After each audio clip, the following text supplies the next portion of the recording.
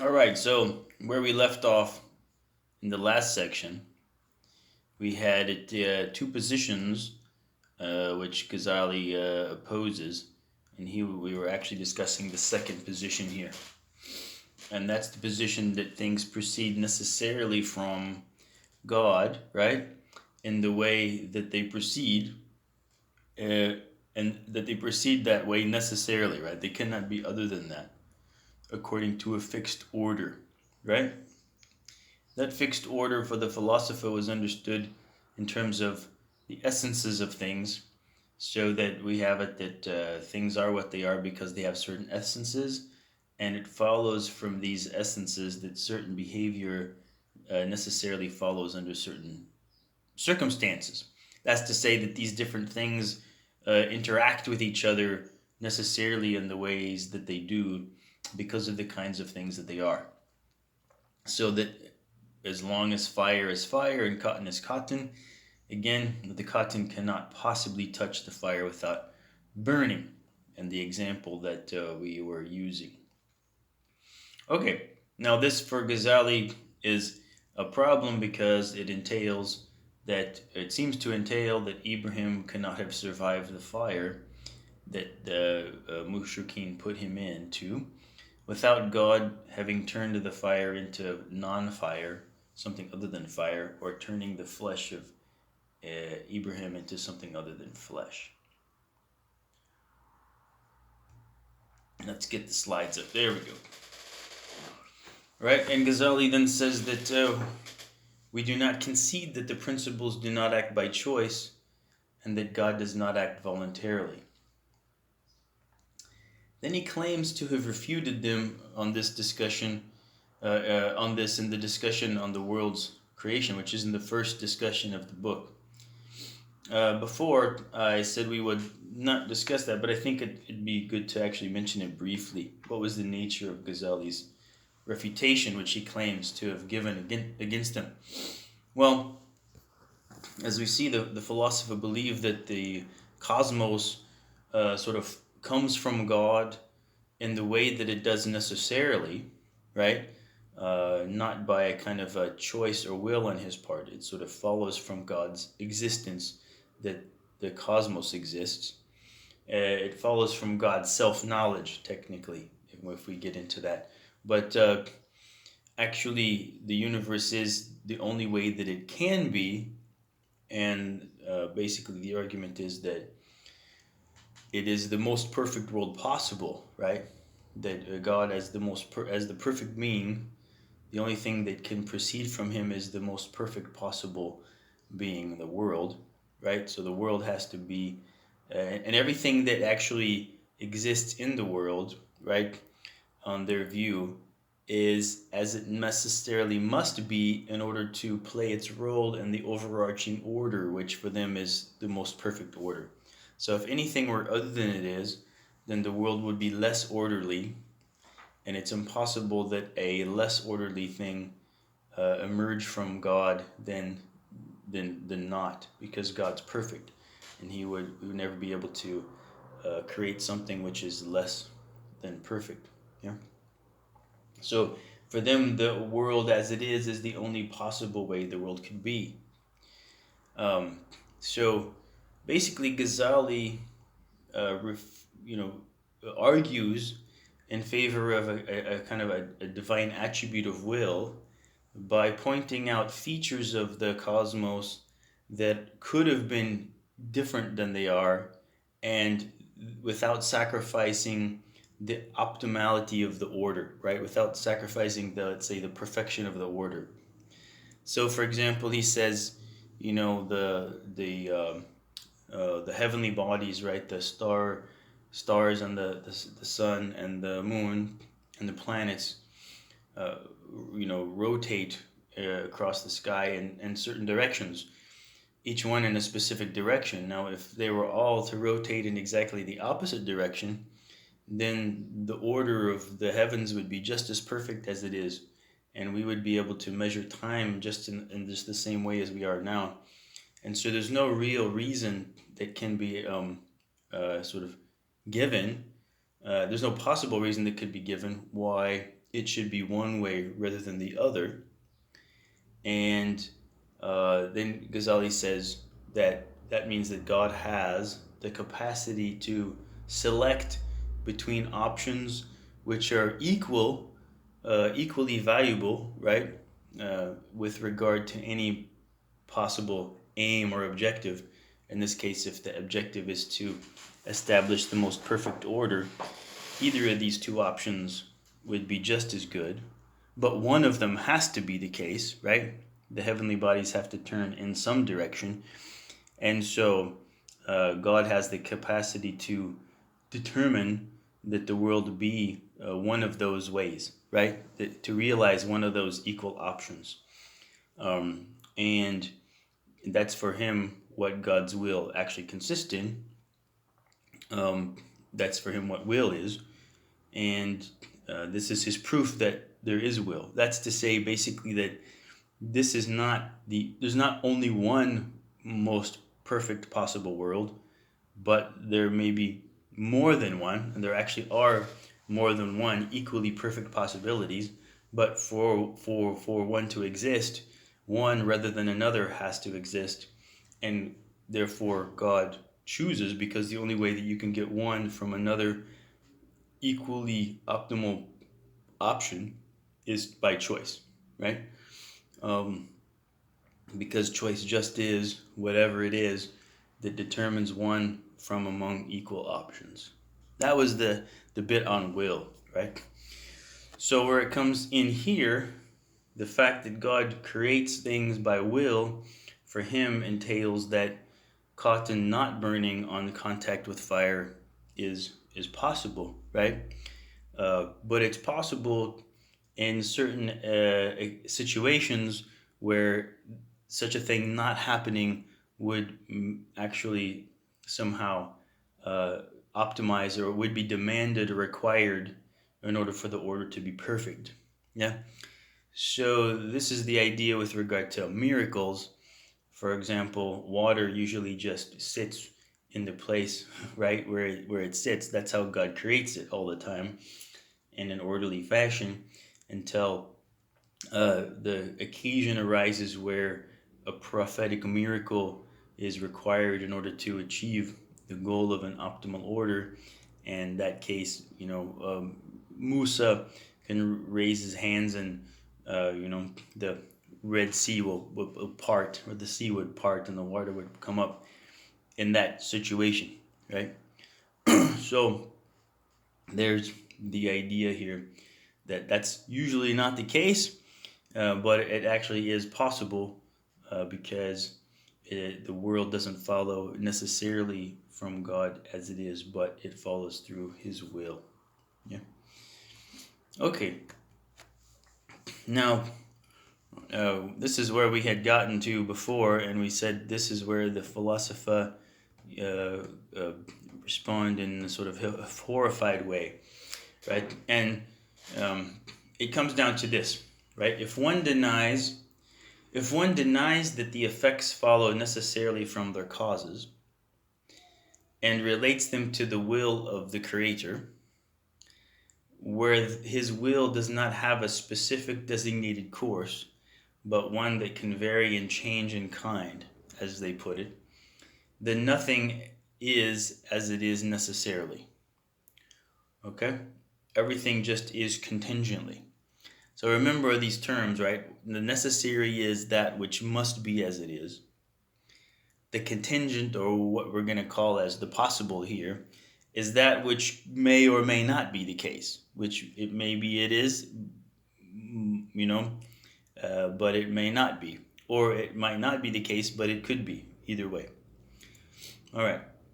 So if nothing is as it is necessarily, because God can do anything, then knowledge is, and secondly, or thirdly, I'm sorry, thirdly for the philosopher, knowledge is of that which is necessarily as it is. You can only know something which is necessarily as it is because on their model of knowledge, knowledge is knowledge of why the thing must be as it is. Yeah. If something could either be the case or not be the case, it can't be known. Yeah. So, therefore, if you put those three together, then it follows that anything is possible, and of any conceivable possibility, we cannot know that it is not actual, right? So, in other words, for an example, the example that we gave last time, if it's possible that God could change my kids into fruits, then having shut the door of my office, I don't know that they're not fruits. I don't know, actually, I can't know that they're actually in the living room watching TV right now, because since it's possible that God can turn them into fruits, it may be that they're fruits, and since it may be that they're fruits, I can't know that they're not fruits, because I could only know they're not fruits if it were the case that it's necessarily false that they're fruits, right? That it's impossible, and I know why it's impossible. Yeah. So this notion that everything follows from the will of God, and God can will anything, they say it follows that nothing is known, nothing can be known, right? Okay, anything is possible, and of any conceivable possibility, again, we cannot know that it is not actual, right? Yeah.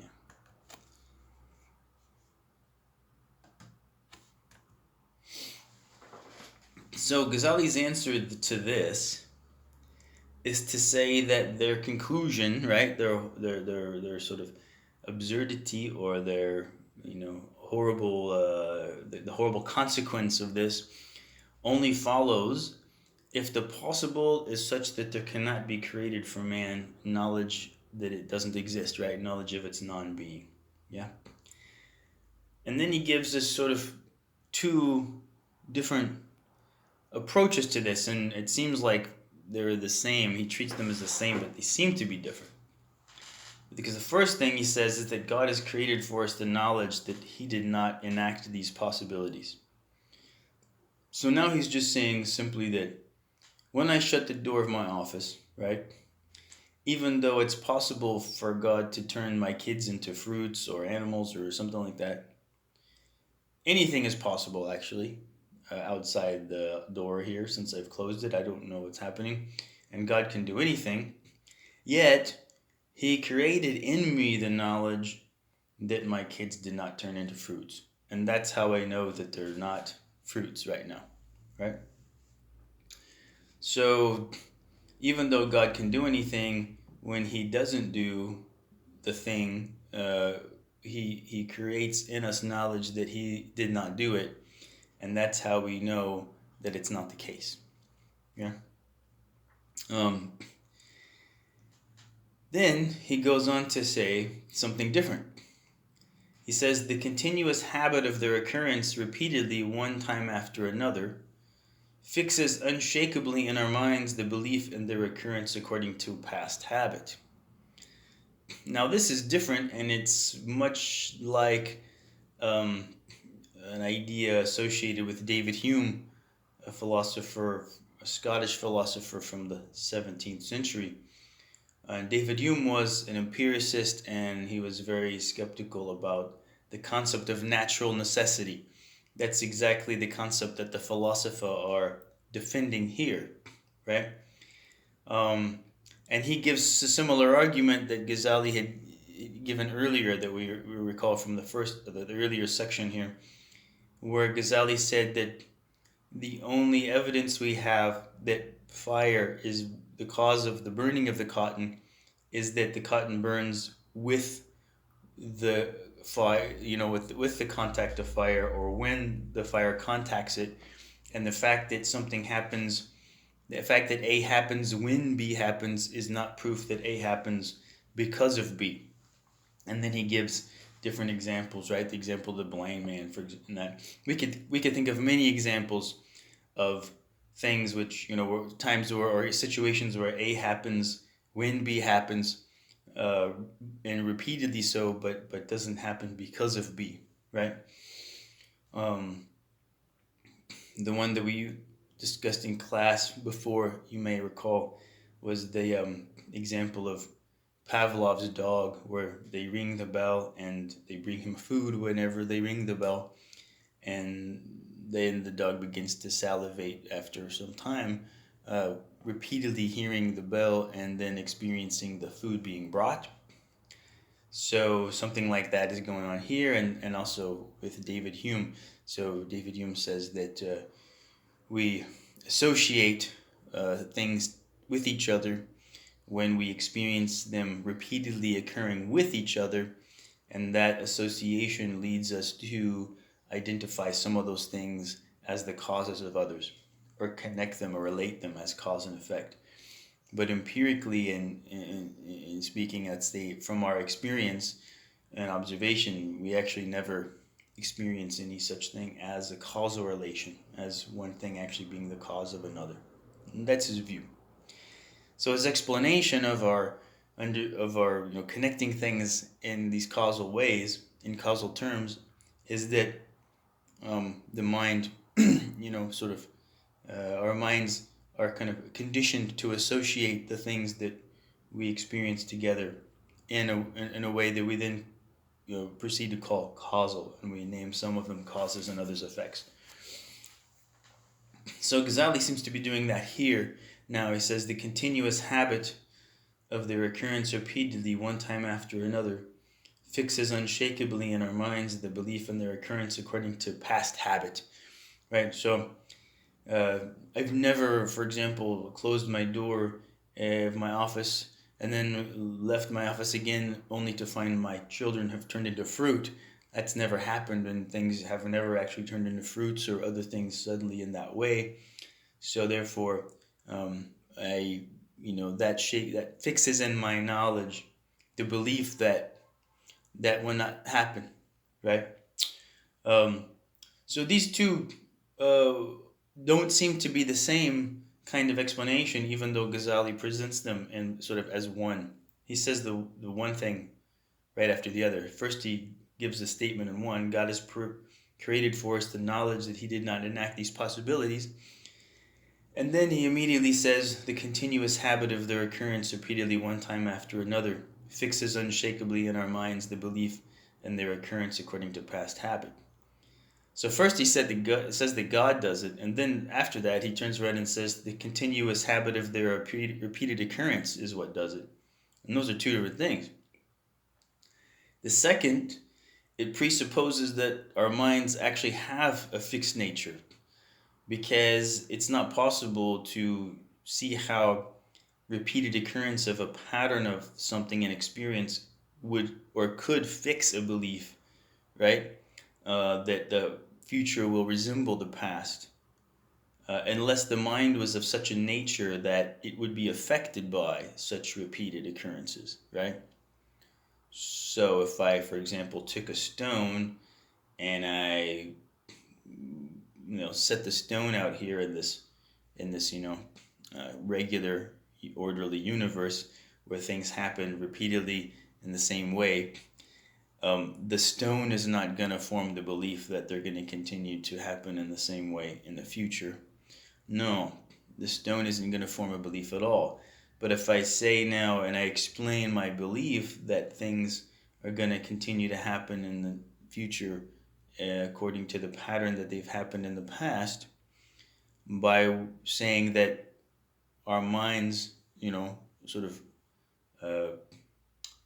develop this unshakable belief because of this conditioning process, then I'm basically assuming that the mind has a nature and essence, and I'm explaining my belief, right? He's not explaining really, he's trying to explain the knowledge of unactualized possibilities, right? In terms of this nature. And that seems to be the same thing that he wants to resist when he's saying that, when the philosophers are saying that things actually have essences and natures, and that those essences and natures account for what happens, because he's now telling us that, right, the repeated order of experience, right, or the habit of our experience is the cause of our knowledge of unactualized possibilities. And that it's not really consistent with the notion that God is the only cause of anything, at least on the face of it. Okay.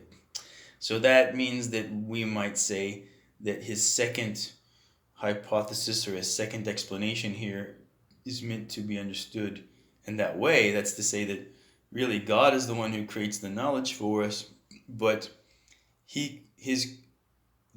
so that we have to say that our unshakable belief, as he calls it, our knowledge of unactualized possibilities, gets fixed on our minds with the repeated empirical pattern that we experience and not because of it, right? So that relation or connection between our the pattern of our experience and the beliefs that get conditioned in our mind are actually not a causal relation, but again just a, a matter of conjunction, constant conjunction or correlation, right? With instead of by, as Ghazali puts it. Anyway, a lot of things to ask about there. So, continuing on with this question about how it's possible to have knowledge of unactualized possibilities, right? He goes on, he gives a kind of a sort of miraculous sort of explanation. Yeah. And that explanation is sort of derivative from or taken from something the philosopher themselves hold, as we'll see. And he's trying to now say that according to what they themselves hold, these things should not be impossible.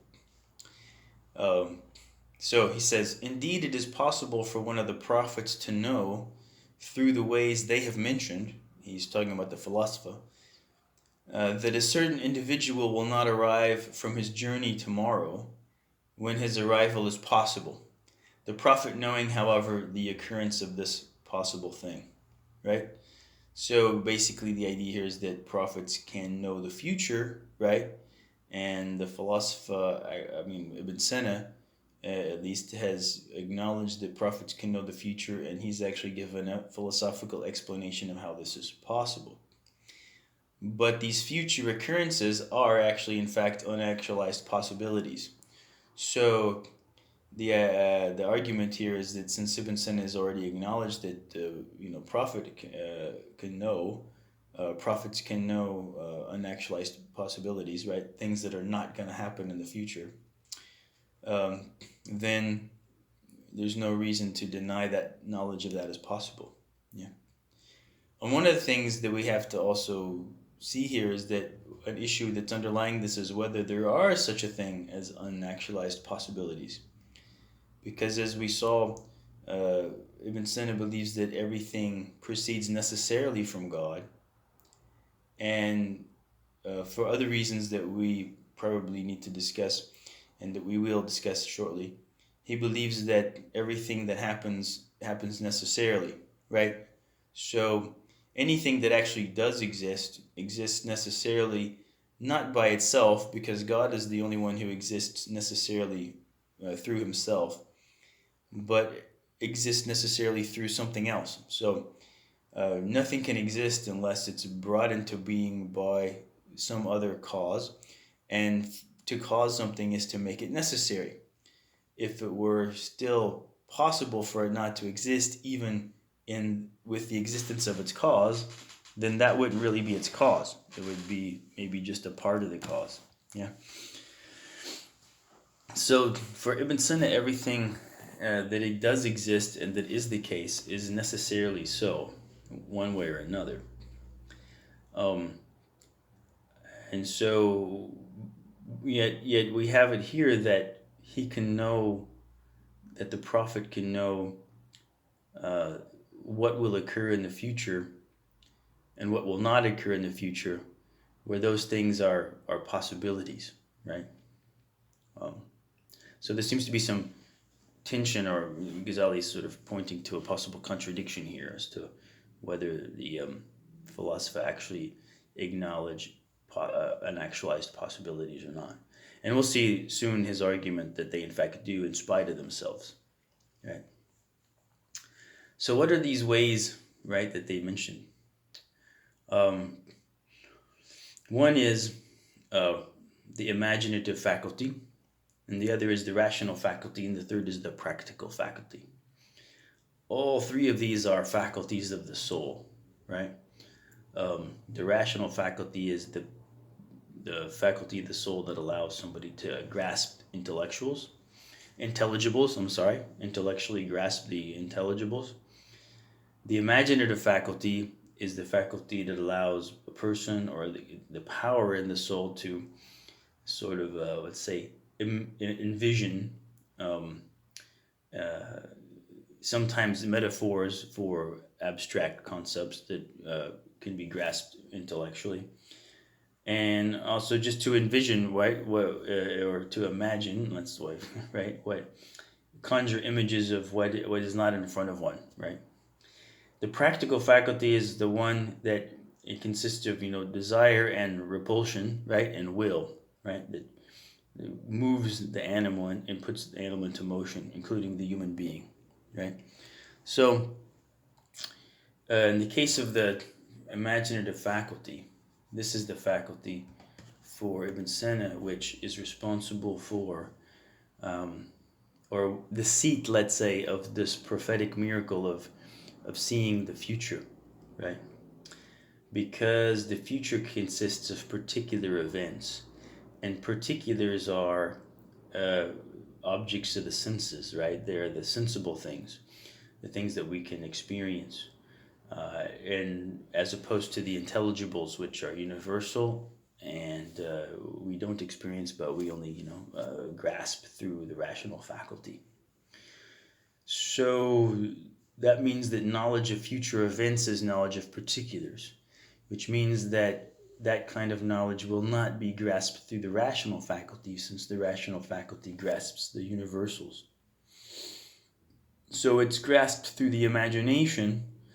And so in the Prophet, for Ibn Sina, the seat of this miraculous ability is the Prophet's imagination, which becomes strengthened by God, right? So as Ibn Sina, as Ghazali puts it in his explanation, and this actually he draws from Ibn Sina's Al-Isharat wal-Tanbihat, for they maintain that once it becomes dominant and strong, that's the imagination, and does not become absorbed in the senses and preoccupation with them, it sees the preserved tablet, the forms of future particular events becoming imprinted on it. This happens to prophets in their waking hours and to the rest of the people in their sleep, right? So the idea here is that on the preserved tablet, this is going to be God's knowledge of everything, but for Ibn Sina, God's knowledge is of only universals. Yeah. So somehow these universals take on a kind of a particular material form in the imagination, much like what happens when we sort of coin a metaphor or a symbol for something which is abstract, right? And we sort of see it in a form in our minds, right? Like knowledge is presented or expressed as light, for example. So something like that's going on here. The idea is that in the Prophet, his imagination becomes strong, and since the Prophet is not absorbed in the world of experience, right, but the spiritual world, he's able to see the preserved tablet, the Lawh Mahfuz, and the forms of particular events, right, that follow from that become imprinted on his imagination. Yeah. And this happens to prophets in their waking hours and to the rest of the people in their sleep, right? This has been Sina's way of also explaining how the phenomena of people having dreams that later become true, like true dreams, right? Because in your sleep, your imagination is disconnected from your senses, and therefore it's open to receiving, right? Let's say information, right, and images from other sources, right? And that's how we can sometimes dream of events that come to pass, actually, right? So there's already a kind of a miracle that Ibn Sina acknowledges, and Ghazali is here saying, hey, you actually accept this that happened. This is part of your own explanation. So how can you now deny knowledge of unactualized possibilities, right? If you are actually, accepting the possibility of a miraculous form of the same kind of knowledge. Mm-hmm.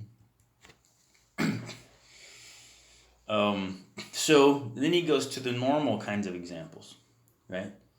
He says, no, this is just as when one looks at a common man and knows that he neither knows the unseen in any manner whatsoever, the ghaib, which is again like this lah mahfuz, nor apprehends the intelligibles without instruction, right? Somebody who hasn't been to philosophy school, right, and taken the logic class, or supposedly, according to the idea here, is not going to be able to apprehend the intelligibles without instruction, unless if he's really smart, naturally intelligent, he could without, taking logic and critical thinking class. Yeah. So the idea is that somebody looks at a certain common person, like a peasant or a farmer, and he will know just by how the person's acting and talking that the person is not capable of understanding these things. And yet, with all that, one does not deny that his soul and his intuition may become stronger so as to apprehend what the prophets apprehend in accordance with what the philosophers acknowledge, although they know that such a possibility has not taken place, right? Basically, the idea is there that the philosophers claim and explain the prophetic miracles, in this case, the ability of the prophet to see the future. They explain it in terms of potentialities of the soul, right? Because they say now that the soul has these faculties, and one of them is the imagination, and the imagination has the potential to perform a certain kind of thing, right? Which is to image or sort of envision particular things that are not in front of the senses. Yeah.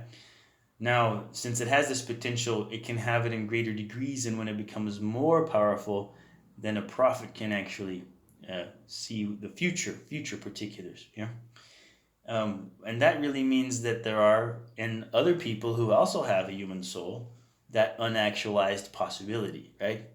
If it's the case that this is explained in terms of potentiality of the human soul, which is strengthened by God in the case of the prophet, that means that in other human beings who also have a human soul and who also have that faculty of imagination, that potentiality, that's a possibility that's there, which is unactualized.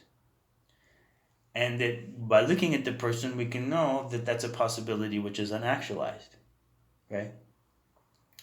So from that, it follows that there are unactualized possibilities, as opposed to what Ibn Sina claims otherwise, that there are no such thing as unactualized possibilities, because he claims that everything that occurs is necessary, and anything that doesn't happen, it's because that thing is impossible, since its causes have not been brought into existence or realized. And the second thing is that this proves for Ghazali is that we can know, according to Ibn Sina's own explanation, right, of the human soul, we can actually know these unactualized possibilities. The non-occurrence of the unactualized possibility can be known, in other words, right? Whereas because of the fact that, again, the philosophy claimed to know that most people's souls are not so empowered, right? I mean, that follows from their idea of philosophy. They believe that the human soul is capable of philosophical understanding. They even believe that the human soul's purpose is to reach that philosophical understanding. But they also believe that most people don't actually reach that. So they both concede that there are unactualized possibilities, and that these unactualized possibilities can be known not to have occurred, right? And that was just their problem here, with the idea that since God can do everything, right, or following from Ghazali's claim that God can do anything, that anything is possible, right, then how could we know that, many of these possibilities aren't actually occurring? How do I know that my kids are not turning into fruits outside my office right now? Because God can do anything. And Ghazali's answer is, well, you're basically asking how we can know that unactualized possibilities are not realized. And we the fact that we can actually know that is already conceded by you in your theory, right? Okay. So it's not the case that everything needs to be understood as happening of necessity, so as to deny God's will in order to underwrite the possibility of our knowledge of those things. Okay. So then Ghazali goes on and says, if then God disrupts the habitual course of nature by making the miracle occur at the time in which disruptions of habitual events take place, these cognitions, right, this knowledge of that they did not occur, slip away from people's hearts, and God does not create them. So when God makes the unusual thing happen, right, if God, for example, now is going to make my children turn into fruit, he will create the knowledge in me that they have turned into fruit, right? If that was the miracle, and he wants to do that as a miracle, because the purpose of the miracle, of course, is to always prove the prophethood of the prophet. So the idea here is that the miracle God would not do something unusual without serving that purpose. And so it would be necessary to create knowledge in the people who are the witnesses of that miracle. Otherwise, the miracle would have no point. People would know that it occurred. Yeah? But that doesn't mean that there's no causal connection between our knowledge and the object, right? So it's kind of as if I know now I go outside my door, my kids have turned into fruit because God wants to, tell me something, right?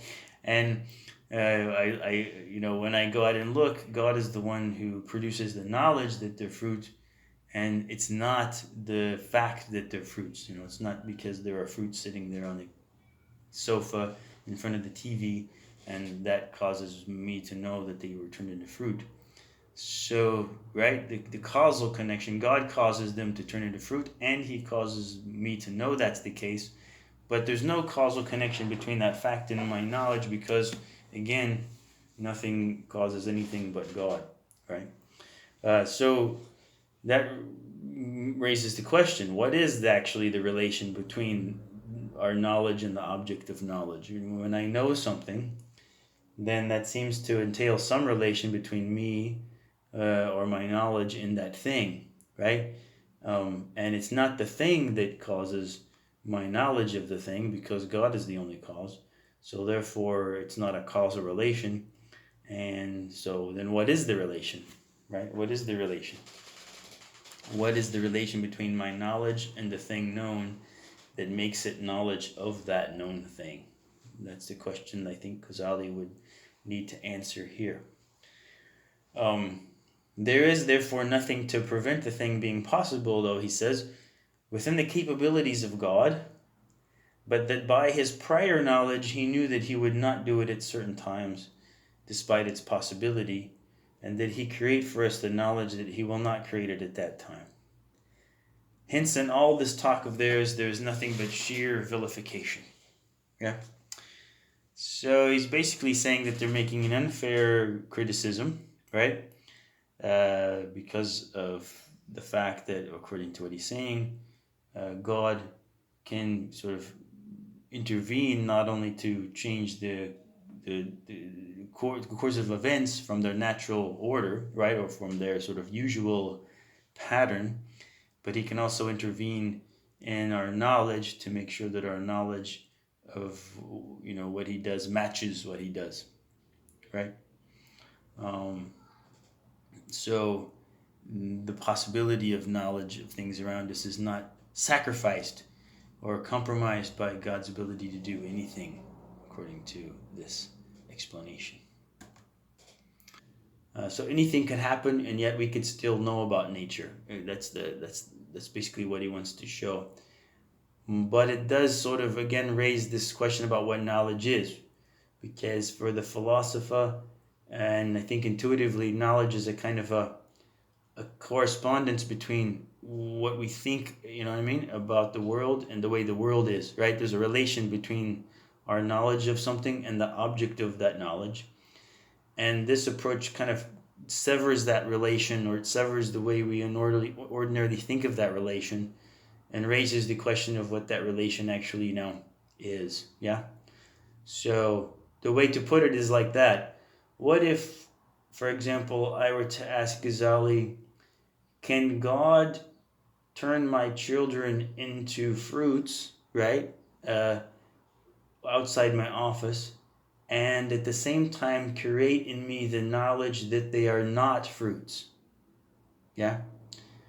Um, if we say yes, then we would have to say that God can create in me knowledge that my kids are not fruits, even if the fact is that they are fruits. And then that would seem to, that would basically raise the question, what does it mean to be knowledge then? Where we don't seem to be talking about knowledge anymore, right? Because knowledge requires there to be some relation between um, the knowledge and the object of knowledge. And if there's no relation at all, then what is knowledge in the first place? Yeah. uh, if it's the case that my knowing that they're not fruits depends on that actual fact of there not being fruits, then it seems like there has to be some kind of causal relation between um, what they are and my knowledge. And that's a causal relation between two things, which neither of which is God, right? So that seems to negate this notion that God is the only cause of everything. Yeah. So Ghazali has now the second approach, which perhaps he thinks it's better because it makes more sense than the first one. Uh, why does he give two different possible answers to one problem that the philosopher bring? People have differed in their opinion on that, and some of them think that Ghazali's true position or true opinion is the second approach that we're going to talk about here. Other people claim no, his true position is the first approach, which is in fact the traditional sort of Asherite approach to the problem. And that he's only, and they claim that Ghazali is only offering the second approach as a kind of for the sake of argument. Yeah? And some of that disagreement has centered around the correct way to interpret or translate these terms, Tashna'at and Nusallam. So if we translate it straightforwardly as it is here, as Michael Marmura translates it, the second approach with which there's deliverance from these vilifications is for us to admit that, right? And it seems like, from that maybe, no, I'm sorry, I don't think this is Michael Marmora's translation, but a different one. But in any case, this makes it look like he is basically conceding to the second approach. Like the only way that we can save ourselves from this absurd consequence that they say will follow is if we take the second approach, right?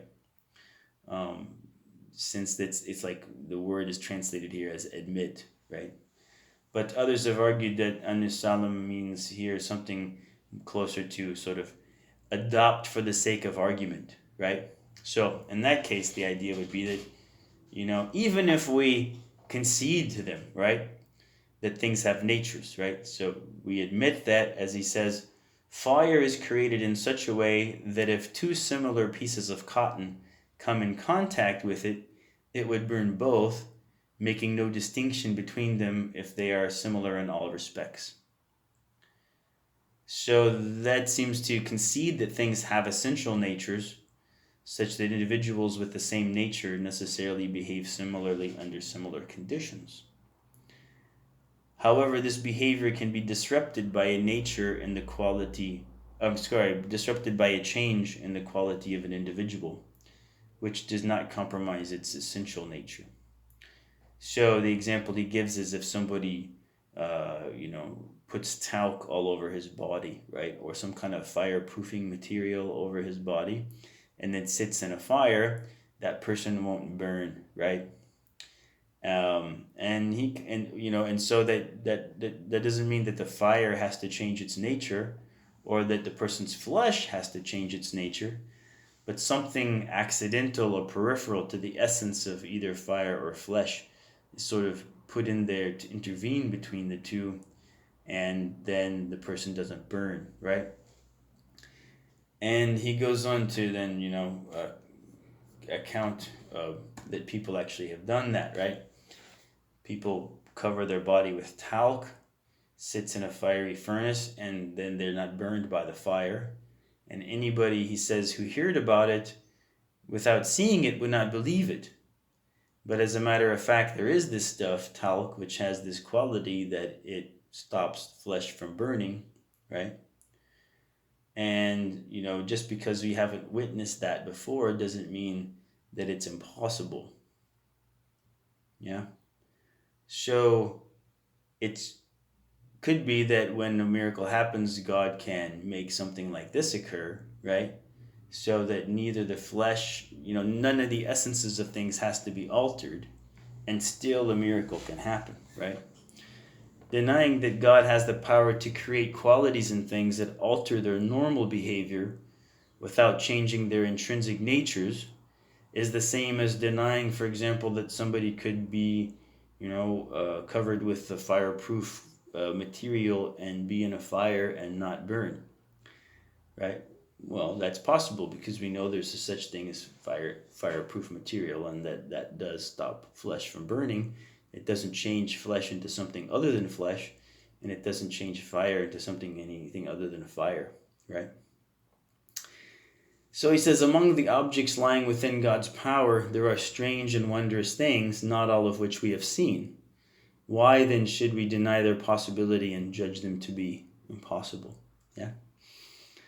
So the idea here is that, okay, grant them that there are things have their necessary natures, but there are many things in the world, and these things have all kinds of different natures and all kinds of different powers, right? So, for example, talc has the power to prevent something from burning when it's covering the thing, right?